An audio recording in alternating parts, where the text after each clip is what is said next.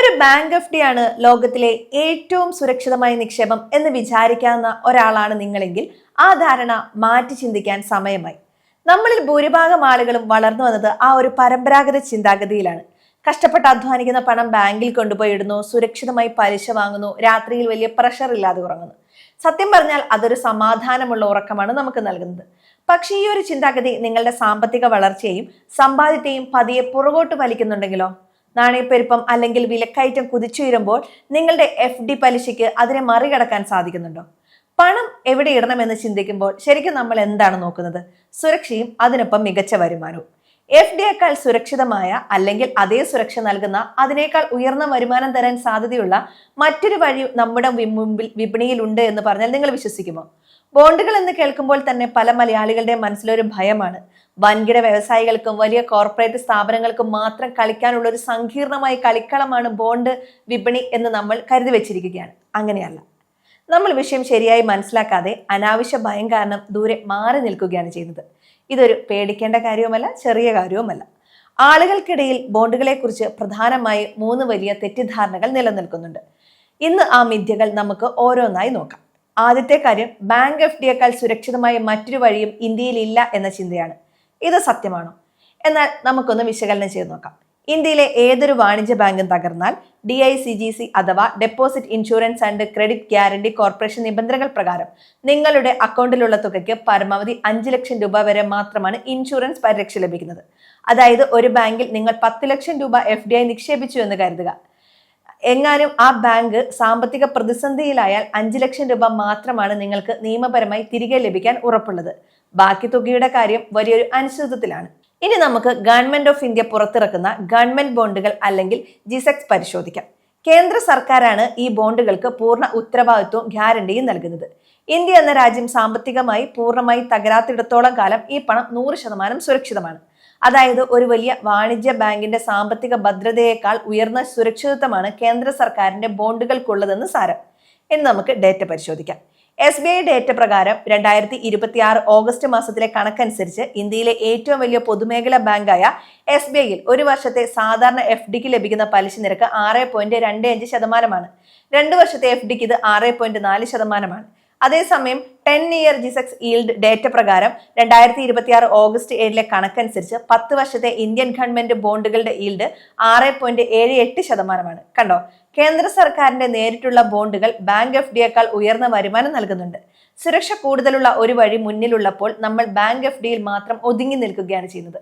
രണ്ടാമത്തെ വലിയ തെറ്റിദ്ധാരണ, ബോണ്ടുകൾ വാങ്ങിയാൽ കാലാവധി പൂർത്തിയാകുന്നത് വരെ ആ പണം തൊടാൻ പറ്റില്ല എന്നതാണ്. ലിക്വിഡിറ്റി ഇവിടെ വളരെ കുറവാണ് എന്നതാണ്. ഇത് തികച്ചും അടിസ്ഥാനരഹിതമായ ഒരു കാര്യമാണ്. സത്യത്തിൽ FDയിൽ നിന്ന് കാലാവധിക്ക് മുമ്പ് പണം പിൻവലിക്കാൻ ശ്രമിച്ചാൽ ബാങ്ക് നിങ്ങൾക്ക് നിശ്ചയ ശതമാനം പിഴ അല്ലെങ്കിൽ പെനാൽറ്റി ഈടാക്കും. സാധാരണ 0.5% മുതൽ 1% വരെ പലിശ വെട്ടിക്കുറയ്ക്കും. എന്നാൽ ബോണ്ടുകൾ അങ്ങനെയല്ല. ഇന്ത്യയിലെ സെക്കൻഡറി വിപണി വഴി ബോണ്ടുകൾ ഓഹരികൾ പോലെ തന്നെ എപ്പോൾ വേണമെങ്കിലും വിൽക്കാനും വാങ്ങാനും സാധിക്കും. നിങ്ങളുടെ സ്മാർട്ട് ഫോണിലെ ഡിമാറ്റ് അക്കൗണ്ട് വഴിയോ RBIയുടെ റീറ്റെയിൽ ഡയറക്റ്റ് ആപ്പ് വഴിയോ വളരെ എളുപ്പത്തിൽ ഇത് ചെയ്യാൻ കഴിയും.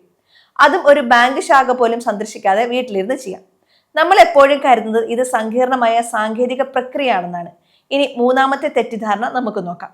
ബോണ്ടുകൾ വലിയ ലക്ഷപ്രഭുക്കൾക്ക് മാത്രമുള്ളതാണെന്നാണ്. അങ്ങനെയല്ല. കേവലം 100 രൂപ മുതൽ നിക്ഷേപിക്കാവുന്ന ഗവൺമെന്റ് ബോണ്ടുകൾ ഇന്ന് വിപണിയിൽ ലഭ്യമാണ്. ചെറിയ തുക മാത്രം കൈവശമുള്ള സാധാരണക്കാർക്കും ഇതിന്റെ ഭാഗമാകാം. ഇനി കമ്പനികൾ പുറത്തിറക്കുന്ന കോർപ്പറേറ്റ് ബോണ്ടുകളുടെ കാര്യം വിശകലനം ചെയ്യാം. വലിയ ബാങ്കുകൾ നൽകുന്ന പലിശയേക്കാൾ ഉയർന്ന പലിശ ഇത്തരം കമ്പനി ബോണ്ടുകൾ വാഗ്ദാനം ചെയ്യാറുണ്ട്. പക്ഷേ ഇവിടെ നമ്മൾ വളരെയധികം ശ്രദ്ധിക്കേണ്ടതുണ്ട്. RBIയുടെ 2026 ഏറ്റവും പുതിയ റിപ്പോർട്ട് പ്രകാരം നിലവിലെ റിപ്പോ നിരക്ക് 5.25%.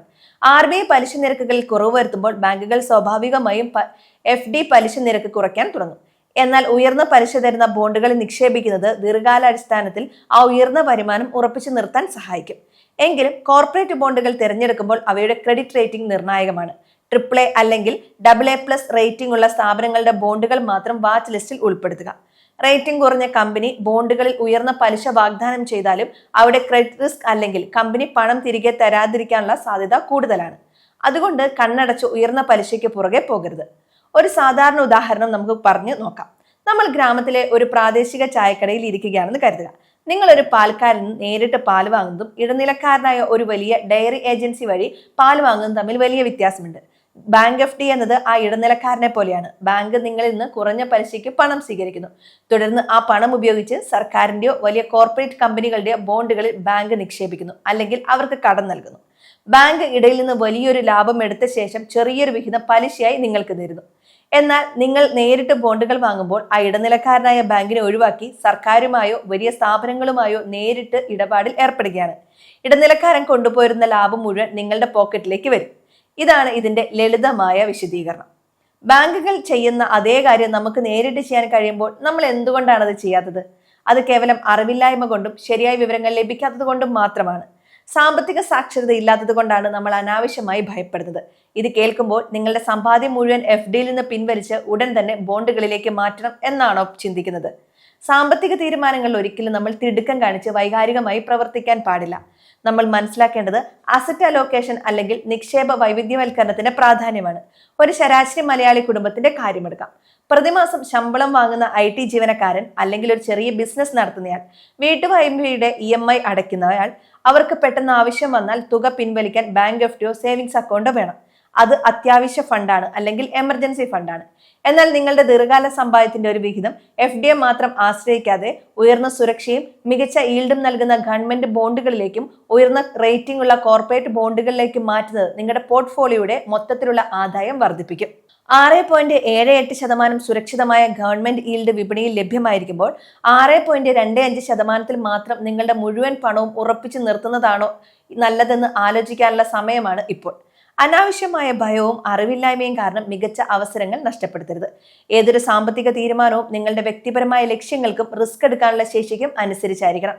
ബോണ്ടുകളെ കുറിച്ച് പഠിക്കുമ്പോൾ ഉയർന്ന റേറ്റിംഗ് ഉള്ളവ മാത്രം തിരഞ്ഞെടുക്കാൻ ശ്രദ്ധിക്കുക. കൂടുതൽ വിവരങ്ങൾക്കായി ഒരു മികച്ച സാമ്പത്തിക ഉപദേശകനുമായി അല്ലെങ്കിൽ സെബി രജിസ്റ്റേർഡ് അഡ്വൈസറുമായി സംസാരിക്കുന്നത് കാര്യങ്ങൾ കൂടുതൽ എളുപ്പത്തിൽ പഠിക്കാൻ സഹായിക്കും. വിപണിയെ പേടിക്കുകയല്ല, വിപണിയെ മനസ്സിലാക്കുകയാണ് നമ്മൾ ചെയ്യേണ്ടത്. സാമ്പത്തിക സാക്ഷരതയാണ് നമ്മുടെ ഏറ്റവും വലിയ സുരക്ഷയും ശക്തിയും. ശരിയായ അറിവോടെ എടുക്കുന്ന ഓരോ ചെറിയ കാൽവെപ്പും ഭാവിയിൽ വലിയ സാമ്പത്തിക ഭദ്രത നൽകും. ഈ വീഡിയോ ഇൻഫർമേഷൻ പർപ്പസിന് വേണ്ടി മാത്രമുള്ളതാണ്. ഏതെങ്കിലും ഫിനാൻഷ്യൽ ഡിസിഷൻ എടുക്കുന്നതിന് മുൻപ് ഒരു സെബി രജിസ്റ്റേർഡ് അഡ്വൈസറുമായി ബന്ധപ്പെടുക.